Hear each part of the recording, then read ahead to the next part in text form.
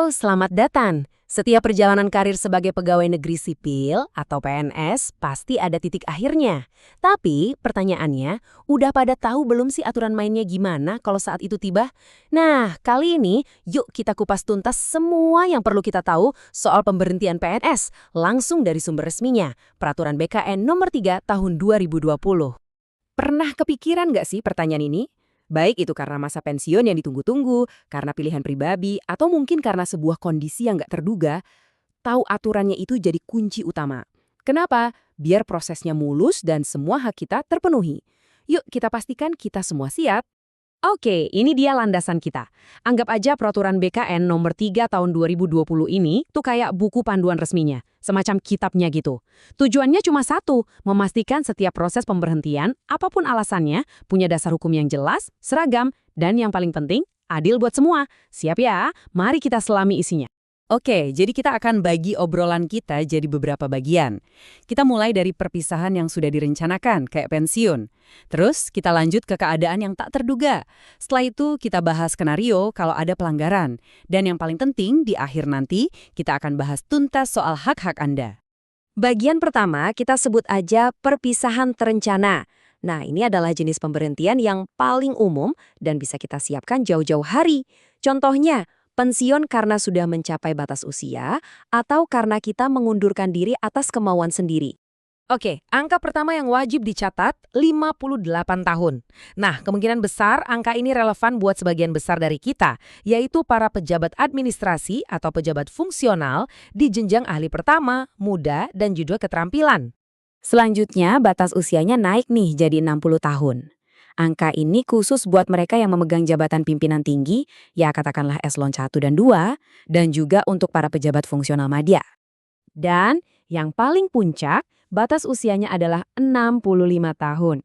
Ini adalah batas usia pensiun khusus bagi mereka yang sudah mencapai puncak karir sebagai pejabat fungsional ahli utama.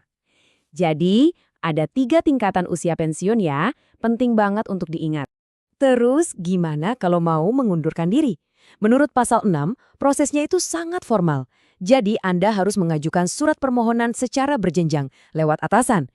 Nah, permohonan ini bisa 3 kemungkinannya. Disetujui, ditunda paling lama setahun kalau tenaga Anda masih sangat dibutuhkan atau bahkan ditolak. Kalau disetujui, barulah keluar keputusan pemberhentiannya.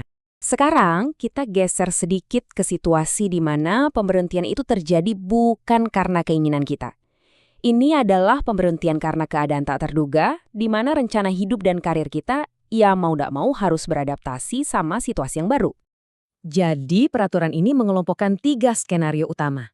Pertama, karena perampingan organisasi. Ini dampaknya bisa luas. Kedua, karena alasan kesehatan yang sifatnya sangat personal. Dan yang ketiga, skenario yang paling tragis, yaitu saat PNS meninggal dunia, tewas dalam tugas, atau hilang.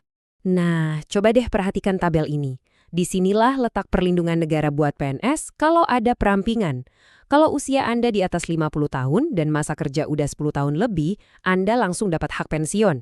Tapi, kalau belum memenuhi syarat itu, negara akan kasih uang tunggu sampai 5 tahun sebagai jaring pengaman. Ini poin yang krusial banget. Untuk kasus yang lebih personal dan berat, misalnya sakit permanen yang nggak memungkinkan lagi untuk bekerja, atau saat PNS meninggal dunia atau hilang, aturannya sangat jelas dan humanis. Pemberhentiannya itu selalu dilakukan dengan hormat. Ini adalah cara negara untuk memastikan hak-hak almarhum atau keluarga yang ditinggalkan tetap terlindungi. Oke, sekarang kita masuk ke bagian yang paling serius. Pemberhentian karena seorang PNS tidak mematuhi aturan. Ini bisa karena pelanggaran disiplin atau bahkan tindak pidana. Nah, di sini konsekuensinya bisa sangat jauh berbeda. Nah, ini dia perbedaannya yang paling mendasar. Ada yang dengan hormat, ada yang tidak dengan hormat. Pemberhentian tidak dengan hormat atau PTDH ini adalah sanksi paling berat. Kenapa? Karena bisa menghilangkan hak-hak kepegawaian Anda. Ini berlaku untuk pelanggaran-pelanggaran fundamental seperti korupsi, menyeleweng dari ideologi negara, atau terlibat dalam politik praktis. Dan ini adalah salah satu aturan paling tegas yang sering jadi sorotan. Kutipan langsung dari pasal 23 ini sudah jelas banget, nggak bisa ditawar lagi. Netralitas itu harga mati bagi seorang abdi negara. Kalau aturan ini dilanggar, otomatis ujungnya adalah pemberhentian tidak dengan hormat. Titik. Selain soal politik, ada beberapa hal lain. Misalnya, terlibat tindak pidana. Nah, konsekuensinya nanti tergantung vonis pengadilan. Kalau melakukan pelanggaran disiplin berat, ini juga bisa berujung pemberhentian. Dan satu lagi, buat yang mau maju di pemilu, ingat ya, Anda wajib mundur begitu ditetapkan sebagai calon. Nah, setelah kita membahas macam-macam alasan pemberhentian, sekarang kita sampai di bagian yang paling Anda tunggu-tunggu dan yang paling penting, memahami hak-hak Anda. Apapun skenarionya, peraturan ini sudah menyiapkan jaring pengamannya kok. Jadi, apa sih sebenarnya hak kepegawaian itu? Gampangnya gini, pikirkan ini sebagai jaminan pensiun dan jaminan hari tua Anda. Tentu, besaran dan jenisnya akan disesuaikan dengan alasan pemberhentiannya, tapi intinya, negara menjamin ada penghargaan di akhir masa bakti Anda, kecuali tentunya untuk kasus-kasus pelanggaran yang paling berat tadi.